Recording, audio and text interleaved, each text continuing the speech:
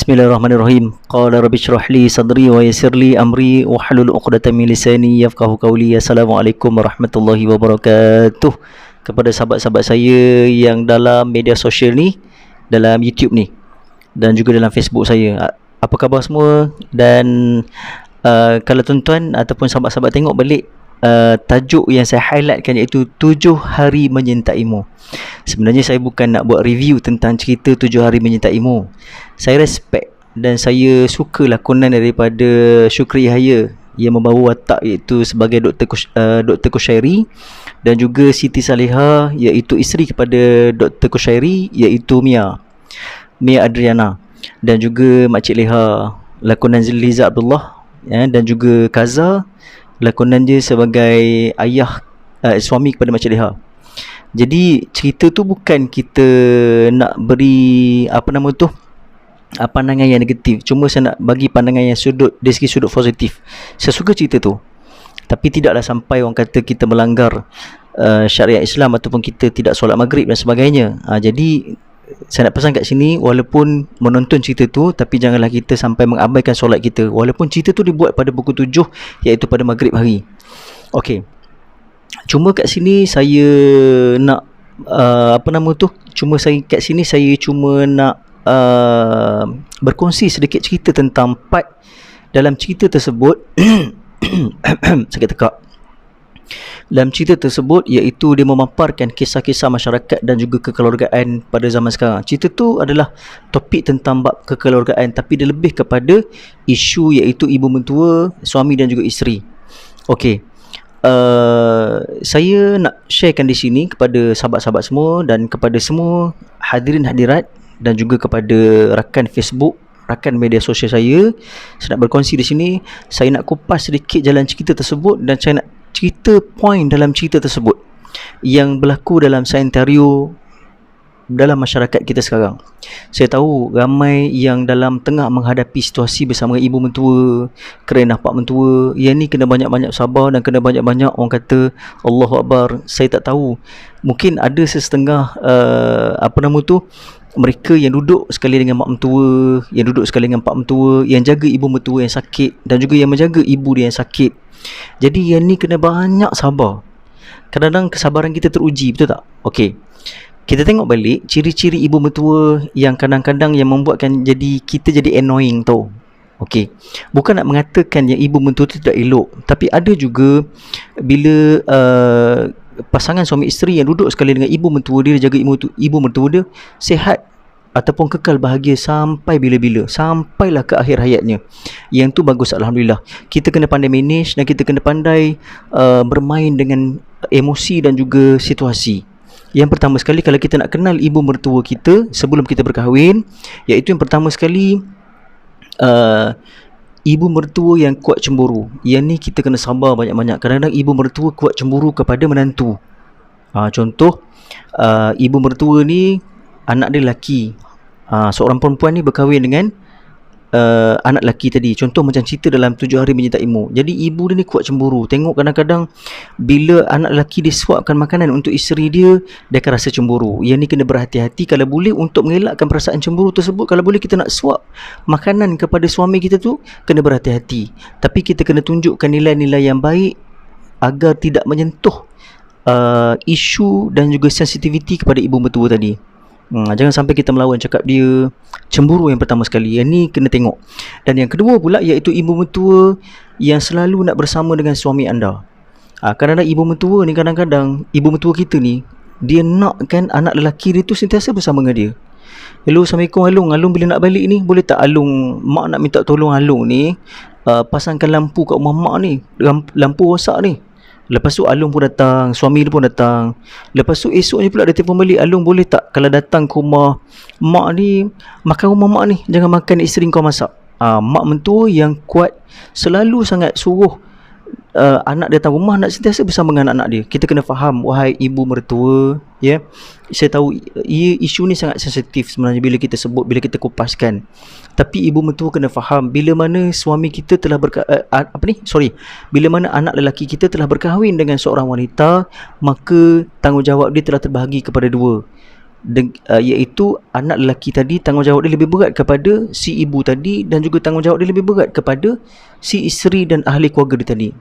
So kita janganlah beri tekanan kepada anak-anak kita. Kalau boleh tolong faham situasi anak-anak tadi. Jangan sampai anak-anak tadi terbeban, anak-anak lelaki kita terbeban. Okey. Yang ketiga pula iaitu ibu mertua yang kepoh. Kepoh je kerja dia. Bila bangun lambat dia kepoh, dia beletih. Bila masak tak sedap dia kepoh, dia cerita dengan jiran sebelah rumah, "Engkau tahu tak Minah, menantu aku tu masak tak sedap langsung." Allah rasa tawa. Masya Allah. Yang ni kalau boleh ibu mertua, kalau boleh tolong jaga aib menantu kita. Kalau boleh simpan aib menantu. Sebab bila kita sebarkan aib menantu ni, maka satu kampung akan tahu, jadi kecoh. Kalau boleh kita simpan aib, dan menantu juga kena simpan aib mentua tadi. Okey, yang keempat pula iaitu ibu mentua yang suka mengawal. Ibu mentua ni suka mengawal. Kadang-kadang bila kita nak bagi coklat pada anak kita ni, ibu mentua tak bagi. "Jangan bagi coklat pada anak awak." Kadang-kadang bila kita nak suruh dia mandi awal, ibu mentua kata jangan bagi dia mandi awal. Nanti sejuk, budak-budak tak boleh mandi awal. Ibu tua suka mengawal. Dan yang kelima pula iaitu ibu mentua yang suka mengata. Ibu mentua yang suka pinjam duit. Saya kat sini, ibu mentua yang suka pinjam duit ni sebenarnya kita tengok balik pada uruf dan keadaan. Kemungkinan mungkin ibu mentua tadi susah, tapi kadang-kadang ada juga ibu mentua yang sengaja pinjam duit anak tadi. Dia sengaja pinjam duit anak ni. Ini tak boleh lah kan. Sebabnya boleh kita nak minta duit kepada anak kita, tapi isteri kepada anak kita tadi pun, anak lelaki tadi, dia perlukan juga kewangan. Ada masalah kewangan juga. Sebab anak-anak ni pun ada masalah kewangan juga. Jadi kita kena tengok pada keadaan juga kalau kita nak minta duit. Okey, seterusnya pula iaitu ibu mentua yang suka berletir. Berletir memanjang. Kadang-kadang ada benda je tak kena pada menantu. Bila menantu tidur lambat, marah. Bila menantu penat duduk dalam bilik, kadang-kadang menantu ni dia kena ada me time untuk dia. Dia kena ada me time untuk bersama dengan suami dan anak-anak dia. Jadi ibu mentua kena faham. Jangan suka berletis, jangan streskan anak-anak, dan juga jangan bagi penekanan kepada anak lelaki ataupun anak perempuan. Jangan tekan dia. Kalau boleh bincang elok-elok. Dan seterusnya pula itu ibu mentua yang suka menghakimi. Suka menghakimi. Kadang-kadang bila kita pakai tudung pendek, tudung singkat, dia marah pada menantu dia. "Kau ni kalau boleh biarlah tudung labuh sikit." Ya, betul. Kadang-kadang menantu tu bukan ustazah, tapi dia suruh buat perwatakan seperti ustazah. Yang ni kadang-kadang memberi tekanan kepada isteri ataupun memberi tekanan kepada menantu perempuan tadi. Dia suka menjatuhkan sesuatu yang hukum. Kadang-kadang bila tak buat air untuk suami, engkau ni jadi isteri yang derhaka, tak buat air untuk suami kau, kena buat air untuk suami kau. Dan juga seterusnya ibu mentua yang suka buat drama. Yang ni adalah orang kata sangat klise lah. Ibu mentua yang suka buat drama. Kadang-kadang dia nak sangat anak lelaki dia balik rumah, "Mak demam ni, mak sakit ni, boleh tak?" Kadang-kadang bila anak-anak nak balik daripada KL, nak balik jauh, nak balik KL, tiba-tiba dia buat demam, dia buat sakit dan sebagainya. Ini kadang-kadang banyak berlaku dalam saintero zaman sekarang ni. Iaitu ibu ni kadang-kadang dia tunjukkan protes dia. Bukan apa, sebab dia tunjukkan sayang dia, rasa sayang dia. Dan seterusnya pula iaitu yang terakhir, ibu mentua yang suka suka mengungkit-ungkit. Kadang-kadang ibu mentua ni suka mengungkit. "Itulah dulu aku kahwinkan kau dengan anak aku sebab aku ingatkan kau baik. Rupanya kau ni seorang isteri yang derhaka, jahat, ego dan sombong." Macam cerita 7 hari menyintaimu. Maksudnya di sini kadang-kadang ibu mentua ni suka menjatuhkan sesuatu hukum kepada menantu perempuan tadi. Saya harap kepada semua mereka yang dalam menghadapi situasi kerenah bersama dengan mentua ataupun pak mentua, bersabar banyak-banyak. InsyaAllah ada solusi yang terbaik dan ada juga laluan terbaik yang Allah Ta'ala akan bagi nanti. Bincang elok-elok, jangan bergaduh dan jangan derhaka kepada ibu mentua kita. Sebab ibu mentua kita pun adalah ibu kita sendiri. Bila mana kita derhaka pada mereka, dosa dia lebih kurang kita menderhaka kepada ibu kandung kita sendiri. Dan suami kena faham situasi anak, situasi isteri. Sebab kadang-kadang dia nak berehat, dia ada me time dia sendiri, balik kerja dia nak rehat. Kadang-kadang dengar letiran daripada mak kita membuatkan dia stres dan membuatkan dia jadi tekanan kepada dia. Kalau boleh kita elakkan. Saya tak syorkan kepada anda semua untuk duduk sekali dengan mentua, dan saya tak syorkan anda semua untuk tidak duduk sekali dengan mentua. Boleh jadi kita boleh duduk dengan mentua sebab kita boleh jaga dia, dan bergantung pada uruf dan keadaan. Kalau sekiranya situasi tadi tegang, macam contoh cerita 7 hari menyertai ilmu, lebih elok kita duduk asingkan mak mentua dan kita ada rumah sendiri. Sebab apa? Sebab takut terjadinya perbalahan yang besar. Kita tak nak bila berlaku perbalahan yang sangat besar, boleh menyebabkan kita derhaka kepada ibu bapa kita sendiri, ataupun kita derhaka kepada mentua kita sendiri. Sebab contohlah macam saya bagi contoh, saya ada isteri dan juga mak saya ni, contoh watak dia contoh macam Mak Leha dalam 7 hari menyertaimu. Jadi pada ketika itu kita rasa macam tekanan tau.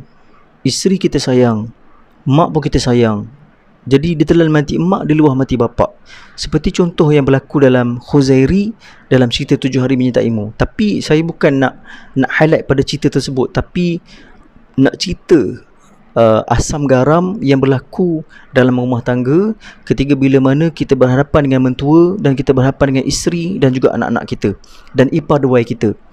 Dan lebih-lebih lagi dalam satu rumah tu ada iparnya, adik-beradik perempuannya, adik-beradik lakinya, pun akan timbul satu isu yang sangat besar.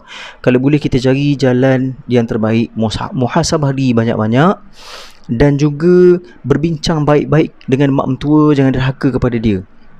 Okey.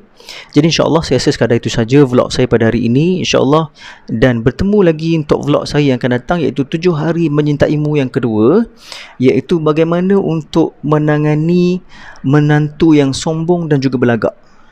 Kita kupas isu ni pada vlog yang akan datang. Jadi saya rasa sekadar itu saja untuk vlog saya pada hari ini. Jadi saya tangguh dengan suratul As dan tasbih kafarah, dan saya sudahi dengan wabillahi taufiq wal hidayah. Wassalamualaikum warahmatullahi wabarakatuh. InsyaAllah jumpa lagi. Jangan lupa subscribe.